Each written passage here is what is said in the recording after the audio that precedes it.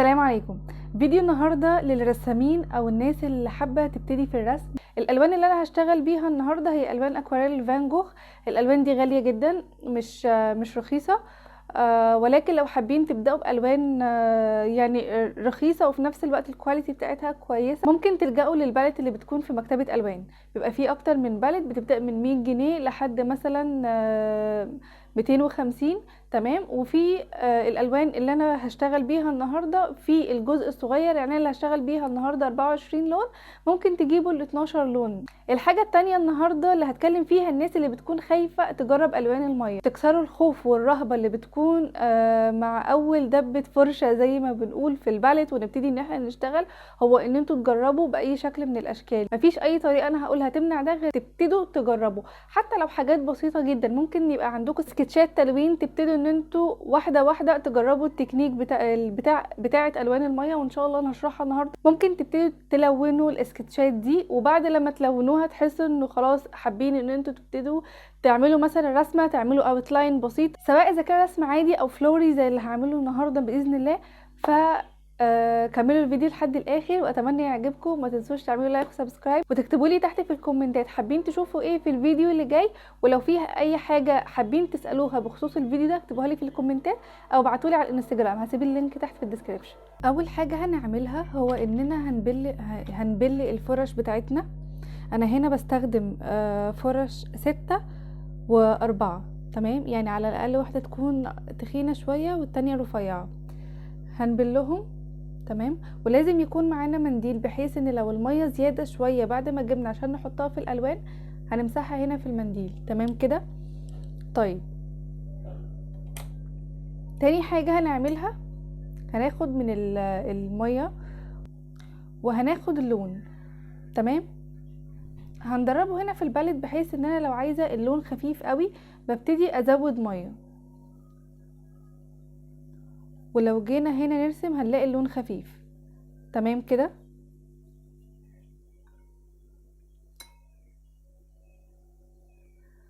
كل ما نزود ميه هنلاقي اللون بيخف تماما. اللون هنا انا واخداه خفيف اصلا. طيب لو انا حبيت ان انا اخد من الباليت على طول للفرشه هنلاقي اللون عمل كده، هيدينا درجه اغمق. تمام.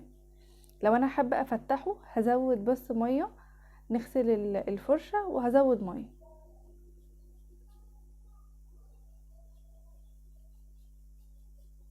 كل ما بزود ميه كل لما اللون بيخف معايا. تمام كده.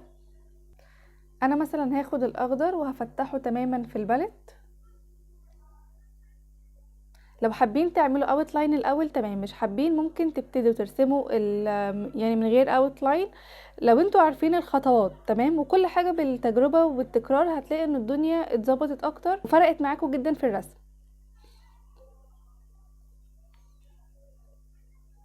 انا هنا استخدمت التكنيك الفاتح تماما. حسيت ان المية مثلا كتيرة، فهنشف في المنديل وهبتدي اسحبها. تمام.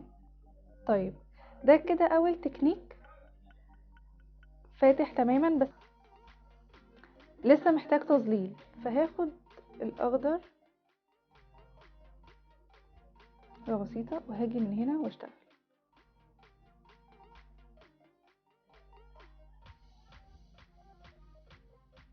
وهسيب الجزء التاني فاتح.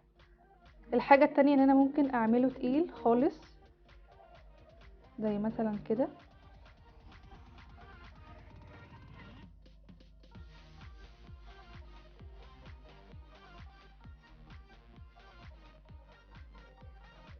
وهنا حاسة ان في جزء يعني حابة ان انا افتحه، هغسل الفرشة كويس وهنشفها وابتدي اسحب اللون.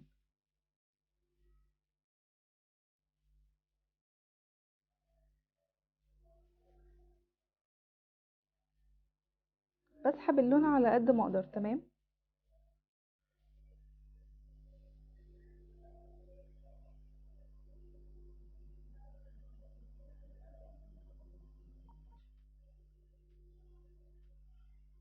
انا هنا خففت مثلا اللون وابتديت ان انا اشتغل بليفز مثلا واحدة، واللون معايا خفيف. تمام.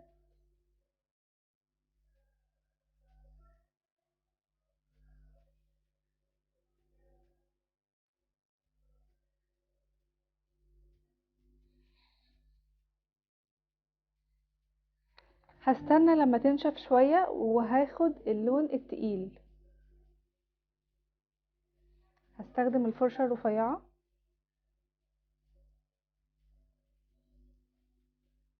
واخد من اللون وابتدي ان انا احدد الليفز.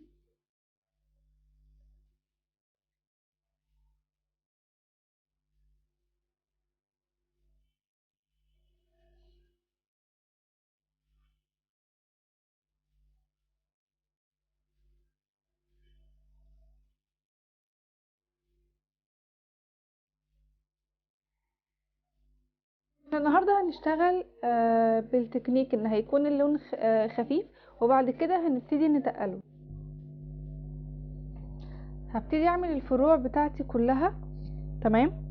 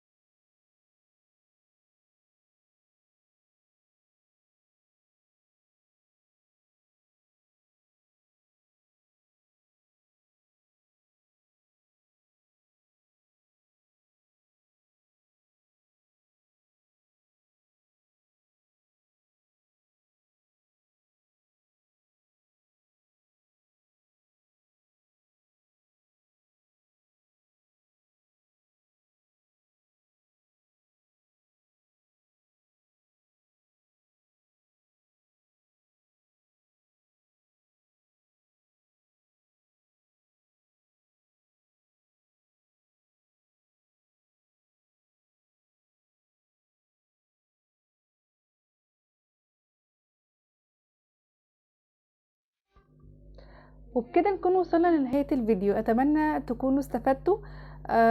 وما تنسوش تعملوا لايك وسبسكرايب. لو في اي سؤال ابعتهولي على الانستجرام، هسيب لكم اللينك في الديسكريبشن، واكتبوا لي تحت في الكومنتات حابين تشوفوا ايه في الفيديو اللي جاي. وشاركوني افكاركم، وجربوا ترسموا اللي رسمناه النهارده وابعتوهولي على الانستجرام.